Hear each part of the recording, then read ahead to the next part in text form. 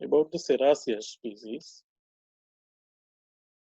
major characteristics, they ferment lactose slowly. It's a late lactose fermenter. There are several species. Serraceae marsensis is the only one clinically important. Frequently found in nosocomial infection of urinary respiratory. It's caused bacteriemia outbreaks in nurseries, cardiac surgery, and burn units. Fairly resistant to antibiotics. It's a multi-drug resistant pathogen.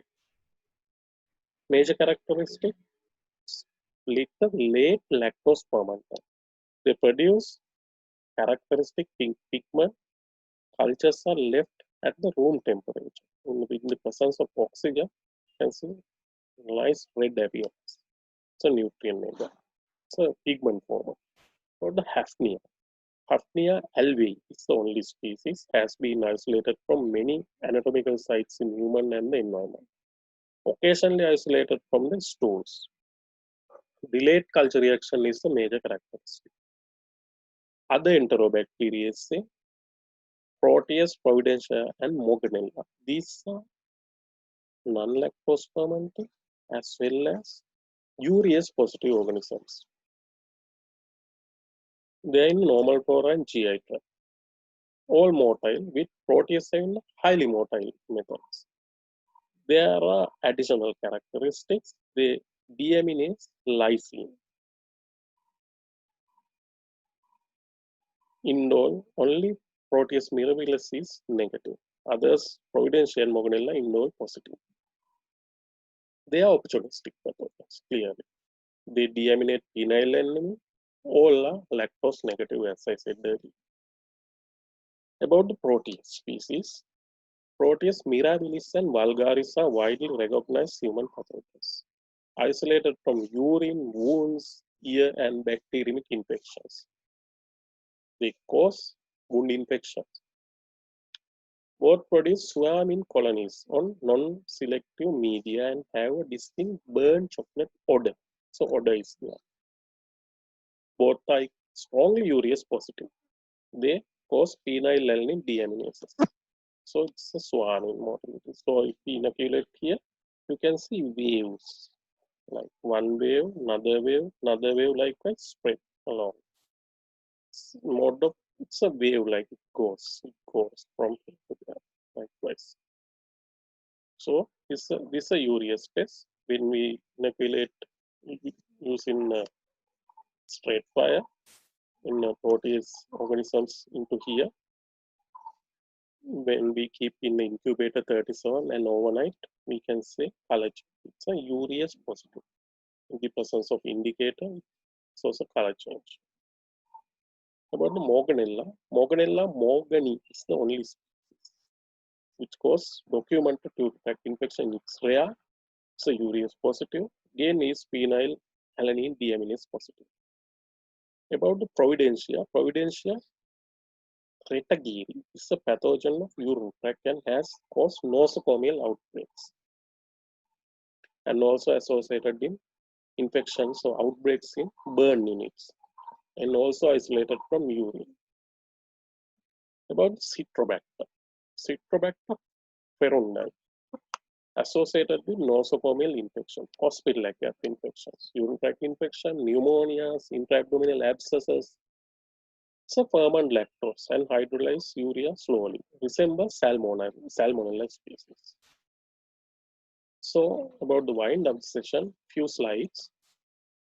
Here you can see about the family Enterobacteriaceae, who are true pathogens.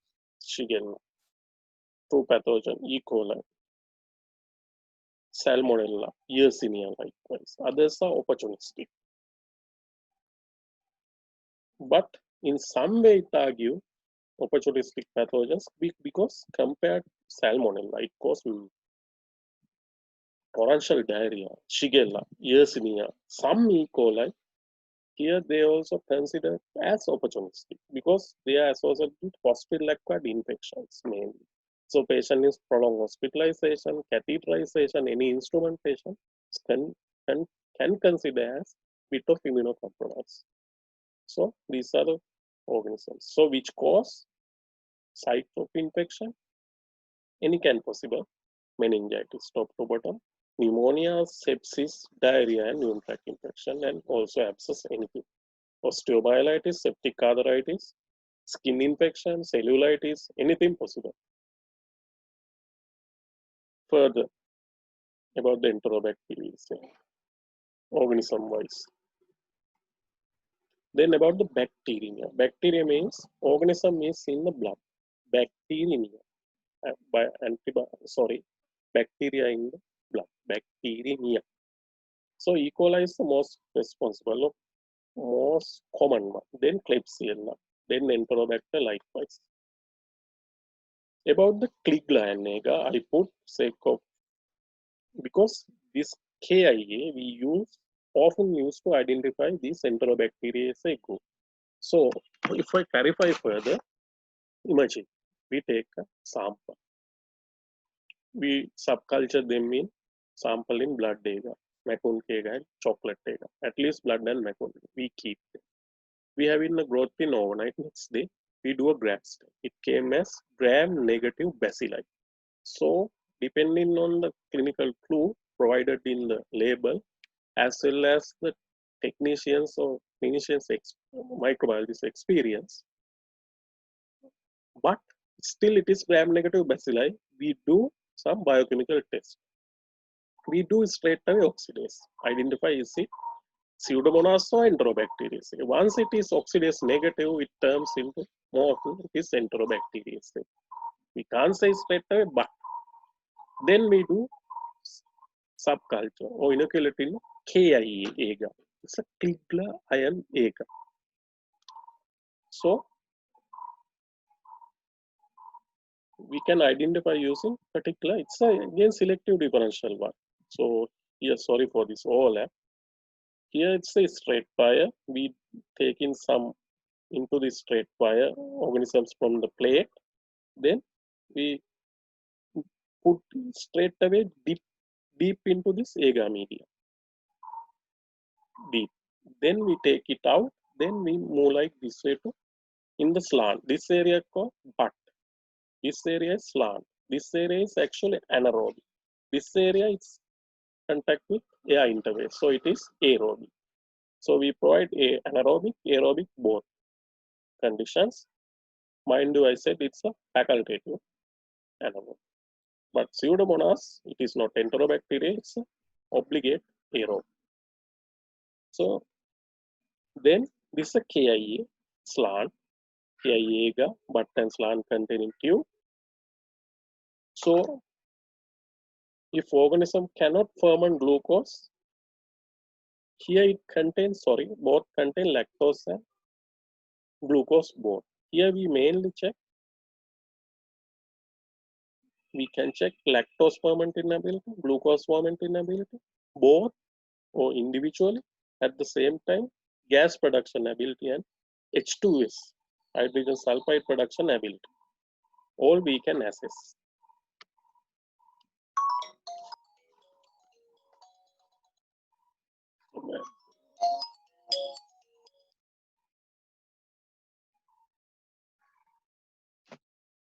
So in KIA is used for presumptive identification of Salmonella, Shigella, and other members of Enterobacteriaceae family.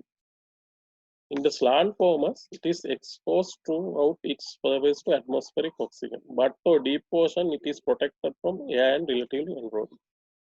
KIA, no change in the medium. So usually alkaline slant, alkaline blood, but that is no change. It's a non-lactose or non-fermented all. So if we inoculate Pseudomonas, it terms as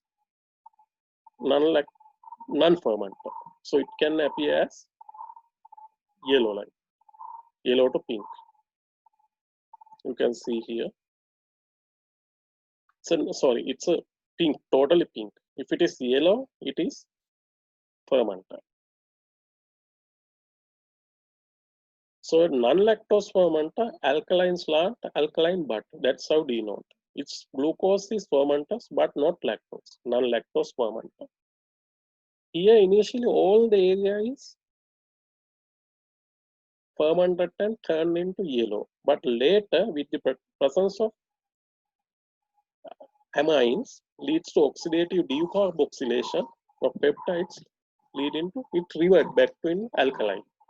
That's why it remains but as acid and slant as alkaline. So that's term non-lactose fermented.